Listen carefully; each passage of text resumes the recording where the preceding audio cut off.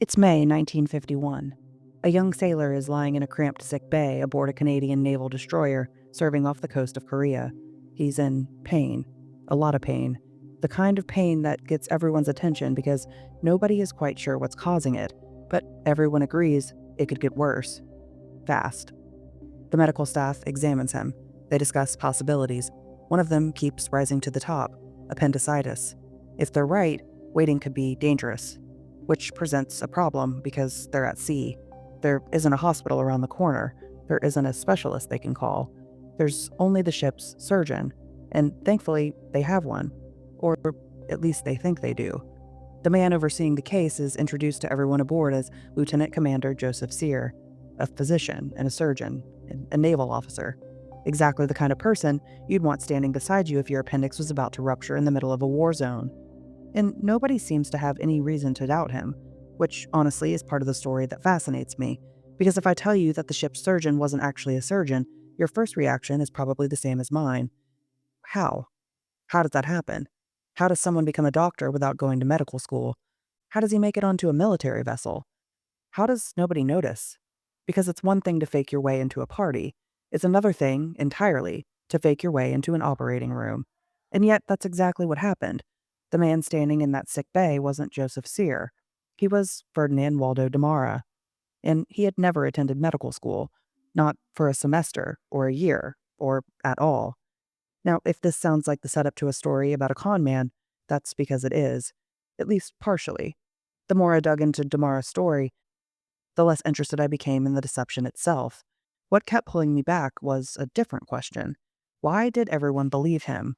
Because Damara turns out to be one example of something that shows up over and over again throughout history. Sometimes the people we trust most haven't actually earned that trust.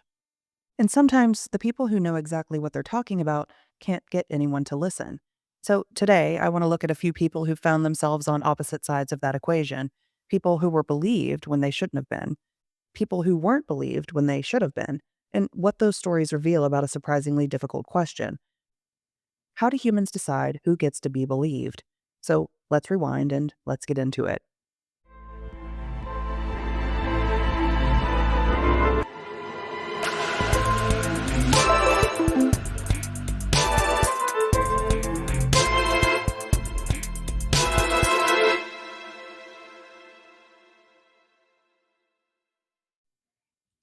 Ferdinand Waldo Damara was born in 1921 in Lawrence, Massachusetts. And if you're looking for the moment where everything went wrong, you're probably not going to find one. There isn't some dramatic turning point where a promising young man suddenly decides to become an imposter. There isn't a single bad decision that sends him down the wrong path. In fact, reading about Damara's early life feels strangely unsatisfying if you're expecting a traditional villain origin story.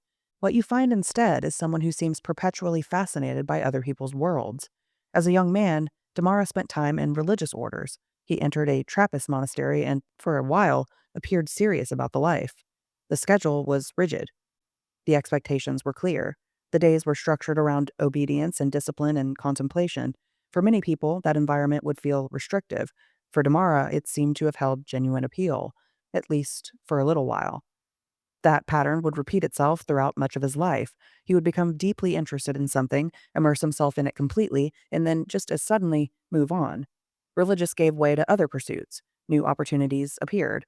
New identities became available. New worlds opened their doors. Reading through the various accounts of his life, I kept coming back to the same thought. Damara doesn't seem like someone who wanted to do one thing. He seems like someone who wanted to do everything. And honestly, I can understand that appeal. Most of us spend our lives making choices that close other doors. Every decision creates a path, but it also eliminates countless others. Damara seemed almost unwilling to accept those limitations. Again and again, he found himself drawn toward professions and institutions that carried a certain kind of gravity. Places where expertise mattered. Places where people devoted years, sometimes decades, to mastering a craft. Places that offered not just employment, but identity. And that's an important distinction. A job is something that you do, and identity is something you become. The military offers that, and so does medicine, and so does academia, and religion, and law, and science. We don't just describe people in those professions by what they do, we describe them by what they are. Like, she's a doctor, he's a professor, she's a scientist, he's a priest. Those labels carry weight. They communicate something instantly, not just knowledge, but legitimacy. They tell us where someone belongs in the social order, and perhaps more importantly, whether we should trust them. Most of the time, we don't even notice we're making those judgments. Think about the last time a stranger gave you directions, or the last time a doctor explained a diagnosis, or the last time someone stood up at a meeting and spoke with a complete confidence about a complicated problem. How did you decide whether they knew what they were talking about? It's surprisingly difficult to answer that question, because the truth is, most of us don't evaluate expertise directly. We can't. I have no way of personally verifying whether a pilot understands aerodynamics. I don't independently test the calculations of structural engineers before I walk into a building. At some point, the trust becomes unavoidable. And that's not a flaw in the system, it's a necessity. Modern life would be impossible without it. Which is why the story of Ferdinand Waldo Damara is so unsettling. Not because he lied. People lie all the time. Not because he forged credentials. People do that too. What makes his story remarkable is how often those lies worked. Again and again, Damara found himself entering institutions that should have been difficult to penetrate. He adopted identities that should have collapsed under scrutiny. He occupied positions that carried real responsibility and authority, and, in some cases, real consequences if he failed. And somehow, people kept believing him. He deliberately placed himself in roles where confidence could substitute for credentials. He seemed like he belonged. In fact, Commander Peter Chance recalled that during combat casualties, Dr. Joe Sear moved among the wounded calmly and confidently.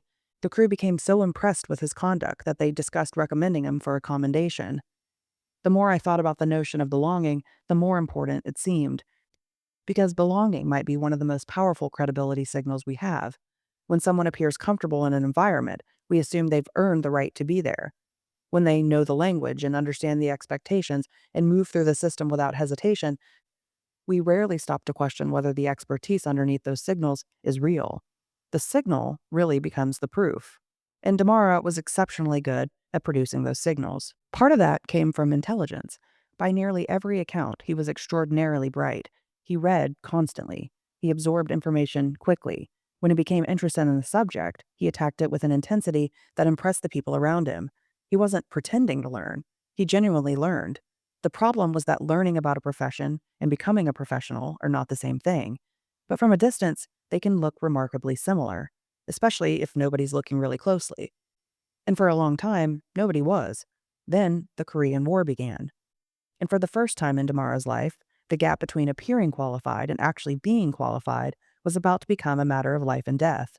The identity that ultimately brought Damara the most attention belonged to a Canadian physician named Joseph Sear. The real Joseph Sear was a doctor. Damara was not. And yet, through a combination of assumed credentials, forged documents, and the sort of bureaucratic blind spots that occasionally appear whenever human beings are responsible for verifying other human beings, Damara managed to secure a position with the Royal Canadian Navy. There are certain professions where we instinctively assume there must be safeguards, layers of them. The idea that someone could accidentally become a surgeon feels almost absurd. And to be fair, it usually is. The vast majority of people who attempt something like this would fail immediately. But Damara possessed a combination of qualities that made him unusually difficult to expose. When he entered a new environment, he studied it obsessively. He read the manuals and the books and all the materials, anything he could get his hands on. He learned the vocabulary and the expectations. He learned enough to sound convincing to the people around him. Most of the time, that's where expertise is evaluated. Not in a moment of crisis, but in everyday conversations. And nobody aboard the HMCS Cayuga was looking for an imposter. Why would they be? But every system built on trust contains a small vulnerability. The possibility that someone somewhere has made a mistake. For a while, that mistake seemed harmless.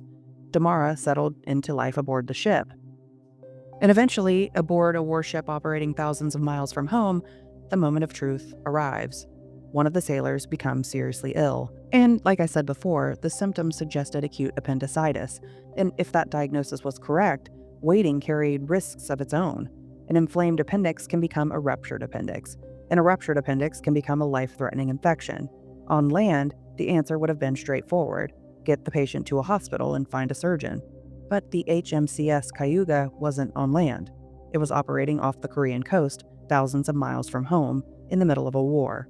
There would be no transfer, and no specialist or convenient second opinion. The ship had a doctor, and the ship's doctor needed to make a decision.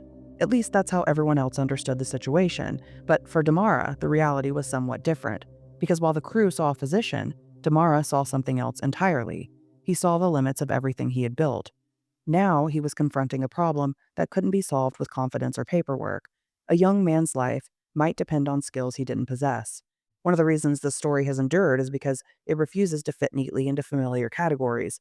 Damara was certainly deceiving people, but the historical record doesn't suggest he approached this moment recklessly. If anything, the accounts that survive describe someone who suddenly found himself face to face with the consequences of his own success. According to later accounts, Damara turned to the medical texts available aboard the ship and began studying the procedure. He reviewed surgical references and prepared as thoroughly as circumstances allowed. It was an extraordinary response to an extraordinary situation, though not necessarily for the reasons we might think. The remarkable thing was that he still intended to proceed. And maybe that's the moment where most of us begin asking what kind of person Damara actually was. Was he courageous or reckless or delusional, or was he simply trapped by a situation of his own making? The honest answer is probably some combination of all four. Whatever the case, the operation moved forward. The details that survive are somewhat limited, but the broad outline is well documented. Damara relied heavily on the surgical texts available to him and followed the procedure as best he could. Against all expectations, the operation was successful, and the patient survived. And not just that patient. Accounts from the period indicate that Damara treated multiple sailors during this time aboard the Cayuga. The disaster everyone expects from this story never quite arrives, which creates a strange problem for anyone trying to make sense of it, because we want the story to resolve itself in a particular way. We want the imposter to fail, and we want the reality to expose the fraud. We want competence and incompetence to separate themselves cleanly so everyone receives exactly what they deserve. Instead, the story becomes messy. Damara wasn't a doctor, that remains true, and he had no business serving as a naval surgeon. And yet, by all available accounts, he was not immediately revealed by some catastrophic mistake. The moment that should have exposed him ended up reinforcing the trust people placed in him. The crew respected him. His standing improved. The deception, improbably enough, became more secure than ever. In the end, it wasn't a failed operation that exposed him. It was a photograph. A story about Damara's work aboard the ship eventually attracted media attention. As reports circulated, members of the real Joseph Sears family encountered a photograph accompanying one of the articles. They immediately recognized the obvious problem. The man in the picture wasn't Joseph Sear. The deception unraveled quickly after that. The Royal Canadian Navy investigated, and Damara's true identity emerged. His time aboard the Cayuga came to an end, and while the details of the story are remarkable, what I'm most interested in was how many people and institutions accepted the performance. We tend to imagine that expertise speaks for itself, but most of the time we can't evaluate expertise directly. But what happens when someone possesses the expertise, but none of the signals? Enter the story of Mary Anning.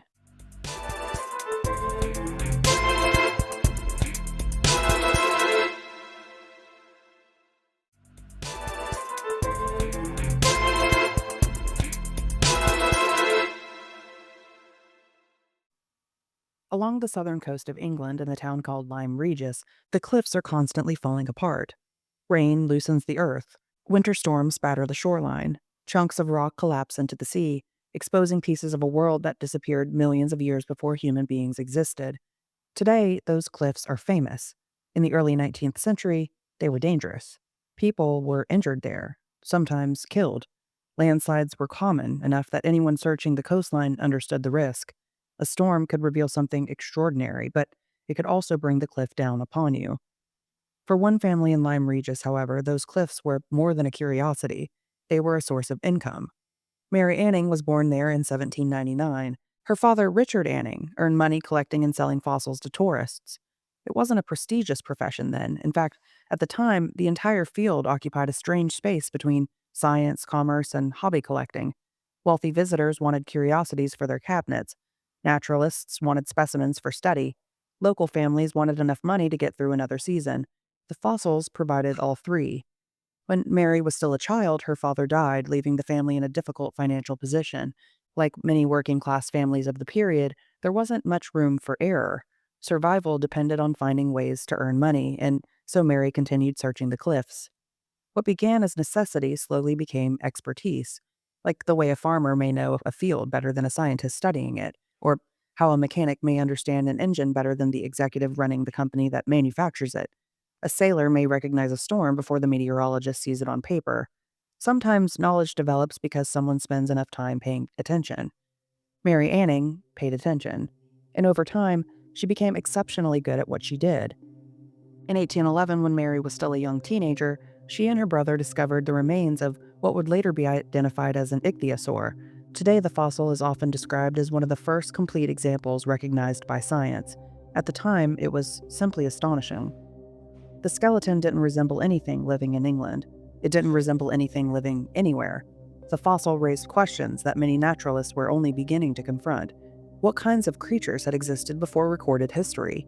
Why had they disappeared? Could entire species cease to exist? Those questions seem obvious to us now. They weren't obvious then. In the early 19th century, the idea of extinction itself remained controversial in some circles. The world that Mary Anning was helping uncover challenged assumptions about nature and history and even creation itself, and she kept uncovering more of it. Over the following years, Anning discovered additional ichthyosaurs, important plesiosaur specimens, and later the first pterosaur identified in Britain. Scientists traveled to Lyme Regis, hoping to find what she had already found. Museums acquired specimens she had uncovered. Papers were written about discoveries she'd made possible. Her fingerprints were all over the emerging science of paleontology. Her name often wasn't, though. And this is where her story starts becoming difficult. Not because the facts are unclear, because they are. The problem is that the facts are frustratingly clear. Mary Anning knew what she was doing. The people around her knew what she was doing. Many of the leading naturalists of the period respected her observations and relied on her expertise. Yet, there remained a boundary she was rarely allowed to cross. She could discover and collect and correspond and advise even, but recognition operated according to different rules. The scientific world of 19th century Britain was still largely controlled by educated men from wealthier backgrounds. Universities, learned societies, professional networks, and publishing opportunities were not equally available to everyone. Mary Anning was a woman. She came from a working-class family. She lacked the formal education enjoyed by many of the people studying her discoveries. And whether consciously or unconsciously, those facts mattered. It's tempting to imagine prejudice as something dramatic and obvious, and sometimes it is. More often, it's just embedded in expectations. Who looks like a scientist? Who sounds like a scientist? Who belongs at the meeting? Who gets invited to present? Who receives credit? The answers to those questions often shape whose expertise becomes visible. And that's what makes Mary Anning such a fascinating contrast to Ferdinand Damara. Because Damara possessed credentials he hadn't earned, Anning possessed expertise she couldn't easily display. Damara entered institutions that immediately granted him authority. Anning contributed to institutions that often withheld it. One was believed because he looked the part. The other struggled to receive recognition despite repeatedly proving herself. And the irony is difficult to ignore. You see, the problem wasn't that Anning lacked knowledge. The problem was that knowledge alone rarely determines who gets to be believed. And nowhere is that tension more visible than in the story of what happened after her discoveries began forcing scientists to confront ideas they weren't entirely prepared to accept. As Anning's reputation grew, something interesting began to happen. The people who knew the most about fossils increasingly understood that she knew what she was talking about. Scientists traveled to Lyme Regis to meet her. Collectors sought her advice. Naturalists purchased specimens from her and corresponded with her about her findings. Some of the most respected figures in the emerging field came to recognize something that was becoming difficult to deny. Anning possessed knowledge that could not be found in books, partly because many of those books had not been written yet. It's easy to forget just how young the science was at that time. Today, paleontology feels established. We have museums filled with dinosaurs and documentaries explaining prehistoric ecosystems. In the early 19th century, much of that foundation was still being constructed. Scientists were trying to understand a world they had never seen. Entire categories of creatures were being identified for the first time. Fossils were raising questions that many educated people had never seriously considered. What did it mean if creatures unlike anything alive today had once dominated Earth? How old was the world, really? Questions that feel settled now felt unsettling then. One naturalist after another arrived in Lyme Regis expecting to purchase specimens and leave with answers, Instead, many left with a healthy respect for the woman who had discovered them. She knew where fossils were likely to be found. She understood the geology of the cliffs, and she could identify details that others missed. In some respects, she had developed exactly the kind of expertise that people claimed to admire. The kind earned through years of experience, the kind built through observation, the kind grounded in results. And yet, there remained an invisible ceiling above her. The discoveries could enter the scientific establishment, but Anning often could not. When specimens were described in scientific papers, her contributions were sometimes acknowledged and sometimes not. Men who purchased, studied, and published her discoveries often became far more visible than the woman who found them. And that tension would exist for the rest of her life. While studying her, I couldn't help but to notice that it's so often that important ideas begin on the margins. People operating outside established institutions, individuals whose backgrounds make them easy to dismiss, voices that don't fit existing expectations. But if expertise alone isn't enough, and credentials alone aren't enough, then what exactly persuades people to change their minds? That question haunted 19th century medicine just as much as it haunted science. And in the middle of that story was a Hungarian physician named Ignaz Semmelweis. Except in this case, his credentials were real, and his position was legitimate. The problem was that he had discovered something his colleagues did not want to believe. In the 1840s, one of the most dangerous places in Europe to give birth was a hospital. That sentence sounds backwards. Hospitals are where people go for safety. They're where expertise lives. They're where the sick and injured are supposed to receive better care than they would anywhere else. But in the middle of the 19th century, something deeply unsettling was happening inside maternity wards across Europe. Women were dying, not during childbirth itself, at least not usually. They would deliver healthy babies, and the birth would appear successful. Family members would relax, and doctors would move on to the next patient. And then the fever would begin. A mother who seemed perfectly healthy one day could be dead within days. The condition became known as childbed fever, or puerperal fever, and it terrified both patients and physicians because nobody could explain it. People proposed theories, though: bad air, overcrowding, climate, atmospheric conditions, emotional distress. At various points, all of them seemed plausible. None of them solved the problem, though. By the time Ignaz Semmelweis arrived at Vienna General Hospital in the 1840s, the mystery had already claimed thousands of lives. And what he found there made the mystery even stranger. The hospital operated 2 maternity clinics. On paper, they were remarkably similar. Both treated pregnant women. Both were located in the same institution. Both served the same city. And yet the death rates were dramatically different. Women admitted to the first clinic died at significantly higher rates than women admitted to the second. The difference became so well known that some expectant mothers begged not to be assigned to the first clinic. Others delayed admission as long as possible. Some reportedly preferred giving birth in the street and claiming they had delivered before reaching the hospital rather than risk being admitted to the wrong ward. Imagine how frightening that must have been. You need medical care and you seek out the institution specifically created to provide that care, and then you discover that your chances of survival may depend on which door you happen to walk through. The physicians at Vienna General Hospital were aware of the problem. They simply couldn't explain it. Sometimes history presents us with villains, people who ignore suffering because they don't care, or people who protect their own interests at the expense of others. But this wasn't quite that story. The doctors wanted answers too. Their patients were dying, and not to mention, their reputations were suffering. Their own families were not immune from the disease. If a solution existed, many of them genuinely wanted to fix it. The problem was that they were searching within the limits of what they thought was possible, and that's often where human beings get stuck. We don't simply look at evidence. We interpret evidence through existing assumptions. Theories shape observations. Expectations shape conclusions. Entire possibilities can remain invisible because they don't fit the framework we're using to understand the world. Semmelweis began searching for explanations.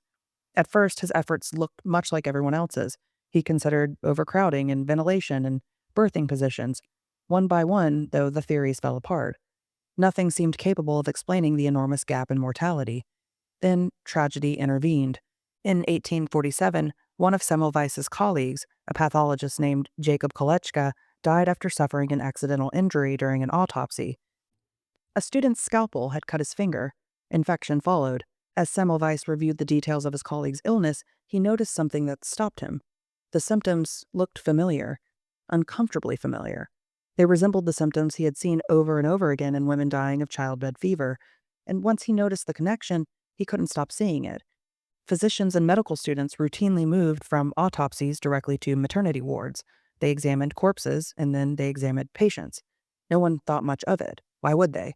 The germ theory of disease did not yet exist. Nobody understood bacteria. Nobody knew that invisible organisms could travel from one patient to another on unwashed hands. The idea would have sounded bizarre. But Semmelweis began to suspect that something was being transferred from the autopsy room to the delivery room. Not a smell or bad air, but something physical and deadly.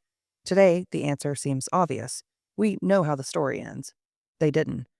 What appears self-evident to us would have required a dramatic rethinking of medicine for them. Because if Semmelweis was correct, the implications were horrifying. It wouldn't mean disease was appearing spontaneously. It would mean the physicians themselves were helping spread it. And that's a very different kind of explanation. One is tragic, but the other is personal. Semmelweis ordered physicians and medical students to wash their hands with a chlorinated lime solution before examining patients. And the results were immediate. Mortality rates dropped dramatically. For the first time, the numbers began moving in the right direction. Women who would likely have died survived. Families that would have buried mothers went home together.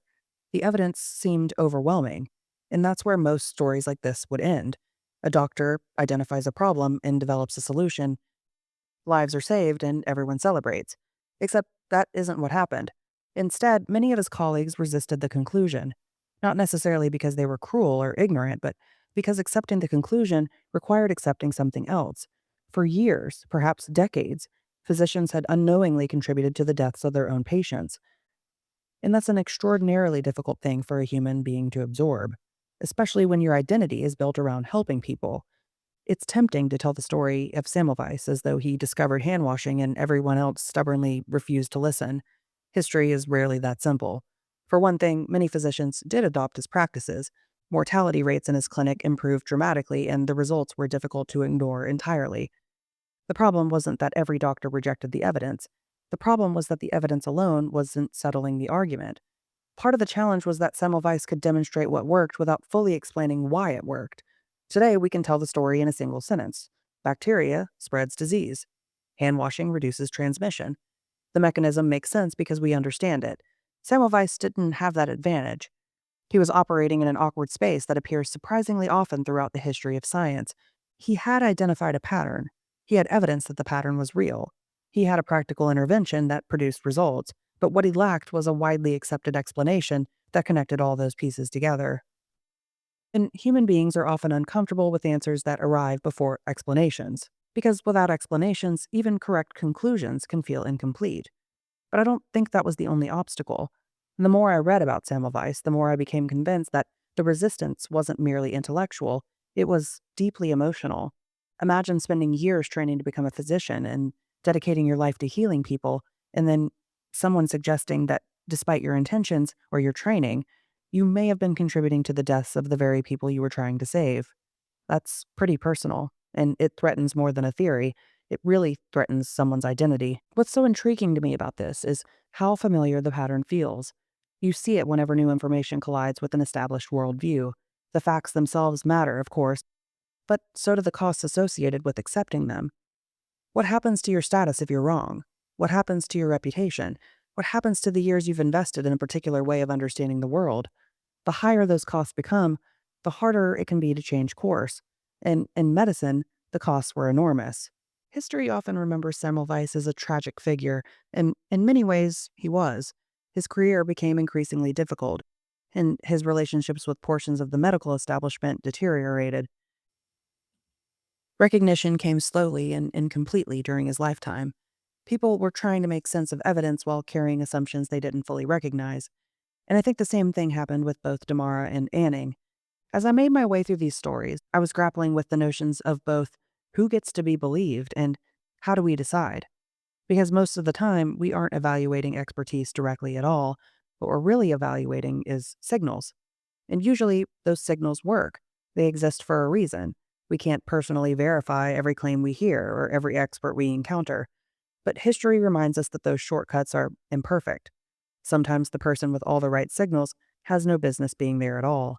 And sometimes the person with the knowledge and the evidence or the discovery struggles to be heard because they don't look like what we expect expertise to look like. We like to think credibility is something people earn. History suggests it's often something people are granted. And the gap between those two things can change lives and shape institutions and sometimes even change the course of history. So maybe the ultimate question is, how often do we mistake credibility for expertise? Thanks for listening to this again. And while I still have you, send this to a friend who can instantly tell when the vibes are off with someone. And I'll see you next time.